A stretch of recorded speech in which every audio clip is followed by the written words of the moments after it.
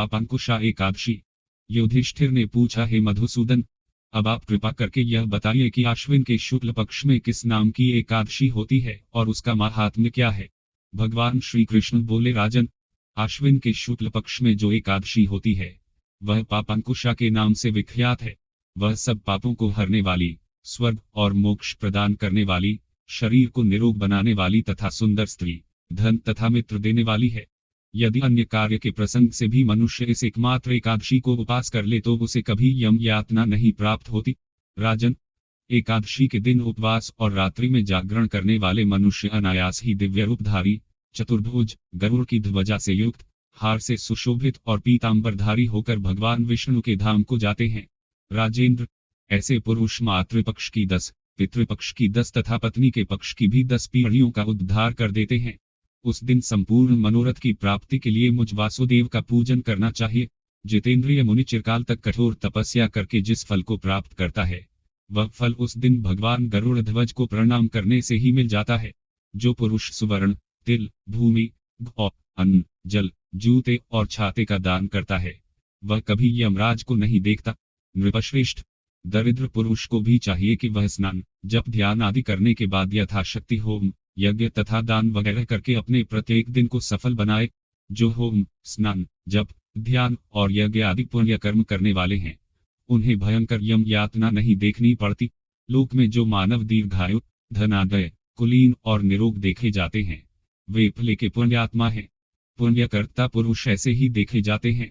इस विषय में अधिक कहने से क्या लाभ। मनुष्य पाप से दुर्गति में पड़ते हैं और धर्म से स्वर्ग में जाते हैं। राजन, तुमने मुझसे जो कुछ पूछा था उसके अनुसार पापांकुशा एकादशी का महात्म्य मैंने वर्णन किया। अब और क्या सुनना चाहते हो। एकादशी व्रत विधि। दशमी की रात्रि को पूर्ण ब्रह्मचर्य का पालन करे तथा भोग विलास से भी दूर रहे। प्रातः एकादशी को लकड़ी का दातुन तथा पेस्ट का उपयोग न करें। नींबू, जामुन या आम के पत्ते लेकर चबा लें और उंगली से कंठ शुद्ध कर ले। वृक्ष से पत्ता तोड़ना भी वर्जित है। स्वयं गिरे हुए पत्ते का सेवन करे। यदि यह संभव न हो तो पानी से 12 कुल्ले कर ले। फिर स्नान आदि कर मंदिर में जाकर गीता पाठ करे या पुरोहित आदि से श्रवण करे। प्रभु के सामने इस प्रकार प्रण करना चाहिए कि आज मैं चोर, पाखंडी और दुराचारी मनुष्य से बात नहीं करूंगा और न ही किसी का दिल दुखाऊंगा। और ब्राह्मण आदि को फलाहार व अन्न आदि देकर प्रसन्न करूंगा। रात्रि को जागरण कर कीर्तन करूंगा। मुझ नमो भगवते वासुदेवाय इस 12 अक्षर मंत्र अथवा गुरु मंत्र का जाप करूंगा। राम, कृष्ण, नारायण इत्यादि विष्णु सहस्र नाम को कंठ का भूषण बनाऊंगा। ऐसी प्रतिज्ञा करके श्री विष्णु भगवान का स्मरण कर प्रार्थना करे कि हे त्रिलोकपति, मेरी लाज आपके हाथ है। मुझे इस प्रण को पूरा करने की शक्ति प्रदान करें। मौन, जप, शास्त्र पठन, कीर्तन, रात्रि जागरण एकादशी व्रत में विशेष लाभ पहुंचाते हैं। एकादशी के दिन अशुद्ध द्रव्य से बने पेय न पिए। कोल्ड ड्रिंक्स, एसिड आदि डाले हुए फलों के डिब्बा बंद रस को न पिए।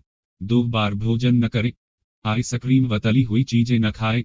फल अथवा घर में निकाला हुआ फल का रस अथवा थोड़े दूध या जल पर रहना विशेष लाभदायक है। व्रत के दशमी, एकादशी और द्वादशी इन 3 दिनों में कांसे के बर्तन, मांस, प्याज, लहसुन, मसूर, उड़द, चने, कोदो, एक प्रकार का धान, शाक, शहद, तेल और अत्यंबुपान अधिक जल का सेवन इनका सेवन न करे। व्रत के पहले दिन दशमी को और दूसरे दिन द्वादशी को हविष्यान्न, जौ, गेहूं, मूंग, सेंधा नमक, काली मिर्च, शर्करा और गोघृत आदि का 1 बार भोजन करें। फलाहारी को गोभी, गाजर, शलजम, पालक, कुल्फा का साग इत्यादि सेवन नहीं करना चाहिए। आम, अंगूर, केला, बादाम, पिस्ता इत्यादि अमृत फलों का सेवन करना चाहिए। जुआ, निद्रा, पान, पराई निंदा, चुगली, चोरी, हिंसा, मैथुन, क्रोध तथा झूठ, कपट आदि अन्य कुकर्मों से नितांत दूर रहना चाहिए। बैल की पीठ पर सवारी न करें। भूलवश किसी निंदक से बात हो जाए तो इस दोष को दूर करने के लिए भगवान सूर्य के दर्शन तथा धूप दीप से श्रीहरि की पूजा कर क्षमा मांग लेनी चाहिए। एकादशी के दिन घर में झाड़ू नहीं लगाएं, इससे चींटी आदि सूक्ष्म जीवों की मृत्यु का भय रहता है। इस दिन बाल नहीं कटाए। मधुर बोलें, अधिक न बोलें। अधिक बोलने से न बोलने योग्य वचन भी निकल जाते हैं। सत्य भाषण करना चाहिए। इस दिन यथाशक्ति अन्नदान करें किंतु स्वयं किसी का दिया हुआ अन्न कदापि ग्रहण न करें। प्रत्येक वस्तु प्रभु को भोग लगाकर तथा तुलसी दल छोड़कर ग्रहण करनी चाहिए। एकादशी के दिन किसी संबंधी की मृत्यु हो जाए तो उस दिन व्रत रखकर उसका फल संकल्प करके मृतक को देना चाहिए, और श्री गंगा जी में पुष्प अस्थि प्रवाहित करने पर भी एकादशी व्रत रखकर व्रत फल प्राणी के निमित्त दे देना चाहिए। प्राणी मात्र को अंतर्यामी का अवतार समझकर किसी से छल कपट नहीं करना चाहिए। अपना अपमान करने या कटु वचन बोलने वाले पर भूल कर भी क्रोध नहीं करें। संतोष का फल सर्वदा मधुर होता है। मन में दया रखनी चाहिए। इस विधि से व्रत करने वाला उत्तम फल को प्राप्त करता है। द्वादशी के दिन ब्राह्मणों को मिष्टान्न, दक्षिण आदि से प्रसन्न कर उनकी परिक्रमा कर लेनी चाहिए। व्रत खोलने की विधि। द्वादशी को सेवा पूजा की जगह पर बैठकर भुने हुए 7 चनों के 14 टुकड़े करके अपने सिर के पीछे फेंकना चाहिए।